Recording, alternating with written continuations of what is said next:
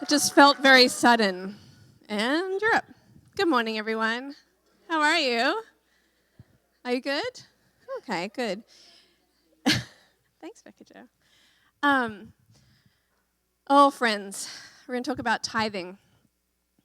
And I have mixed feelings about this because I have mixed feelings in my own life about tithing. So I thought we could just talk about that. Would that be okay? Okay. So when God's people were enslaved in Egypt, they were slaves, right? God brought them out, and they were instantly set free, yes? How much of them was set free in that moment?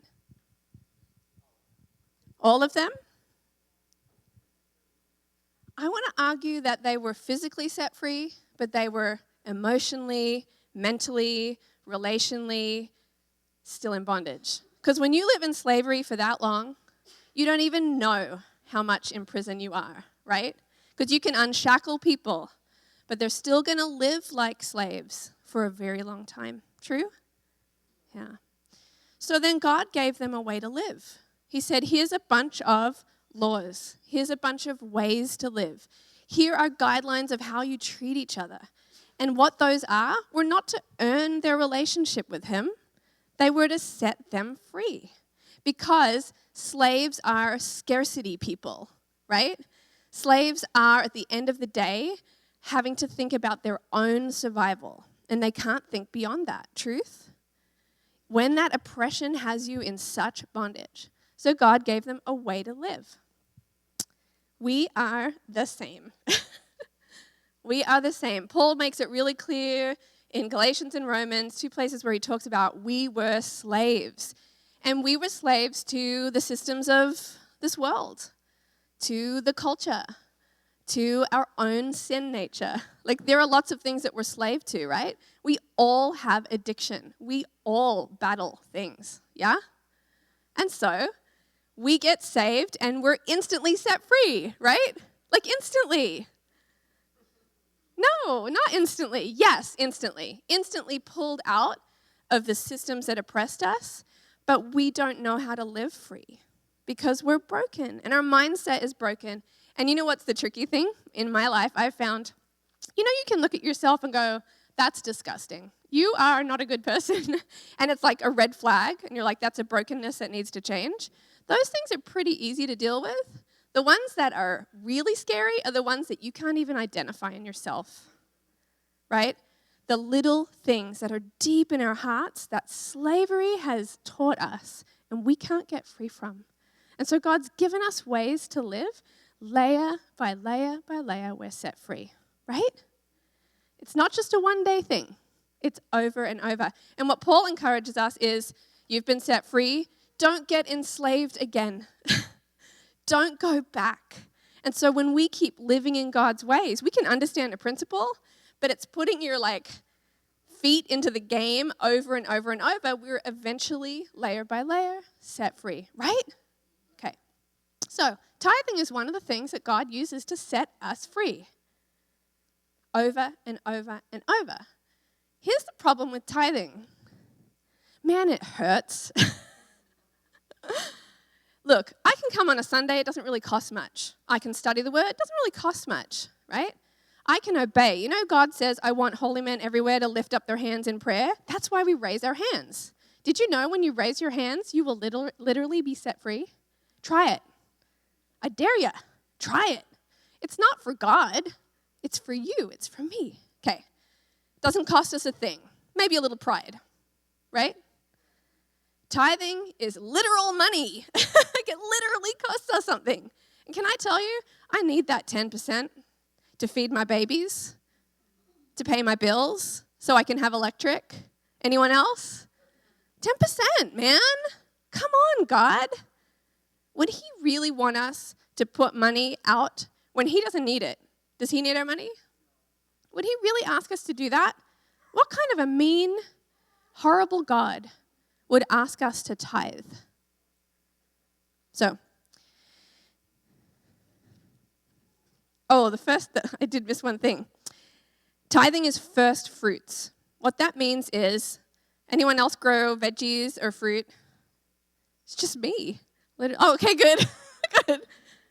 It's meant to be the first harvest you bring to God, first fruits. Before you know if the cabbage moth are going to eat the rest of your broccoli. Grrr, cabbage moth, I hate you.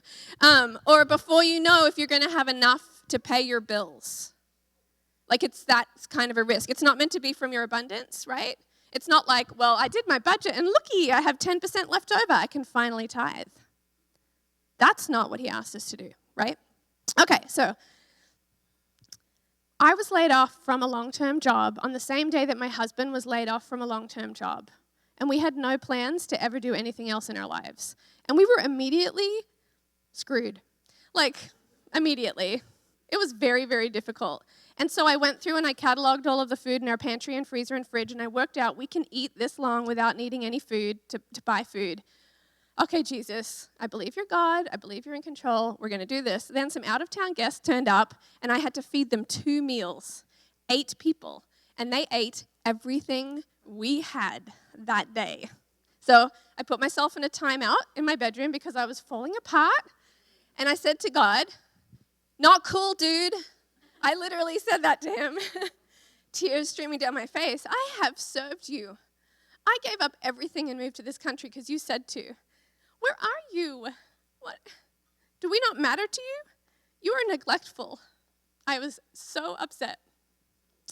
And he said to me, if it's your food and you run out, you have a problem. If it's my food and you run out, I have the problem. How do you want to live?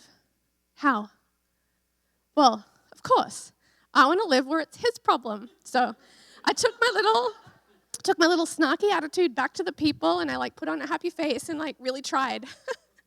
But I had a 1-year-old who didn't have any food for the next day, okay? The doorbell rang not even 5 minutes later, and it was my friends Barb and Elisa with many, many bags of groceries, many. Also, coffee beans, also a Starbucks card. I mean, come on. They had that morning felt God say, go grocery shopping for the Morrises. And she came to my doorstep and said, I don't even know why we're here. We just obeyed. You guys, before I screamed my accusations at him, he had already provided. That is the God we have, right? When you have a paycheck that says $500.00, if it's your money, when you run out of that $500.00, you are on your own. If it's his money, that $500 never ends, right? It may not happen in the way we want it. You know what I want? I want abundance. I want to have so much money that I can buy everyone's groceries. Isn't that the God we have? We would be these vessels that overflow and we could be the answer for people. That doesn't set me free from the slavery mentality I have about money, right? Okay, so friends, tithing is about relationship. When you budget and there's not enough because you tithe to God, you know what it does? It turns you to him and it has you grab onto his hands and say, it's your money, it's your problem, and I'm yours. Help me, right? You don't have to work it out all on your own. Is that good? That's so good. So Malachi 3:10 talks about God's character in such a beautiful way. This is how he responds to people who trust him. Think about God's character. He says, bring the whole tithe into the storehouse, that there may be food in my house. Test me in this, he says. Oh, I did. And see if I will not throw open the floodgates of heaven and pour out so much blessing that there will be not enough room to store it, and coffee beans and Starbucks cards. I mean, he's a good God. We can trust him, yes? So tithing does something really unique in our hearts. Keeps us from becoming enslaved again. Because every time you get a paycheck, you have a chance yet again. Is it your money and your problem, or is it his money and his problem? Right? So it's our Firstfruits Sunday. It's our monthly reminder. How do we want to live? Are we enslaved to this world and the money system and all of that stuff? Or are we his and it's his?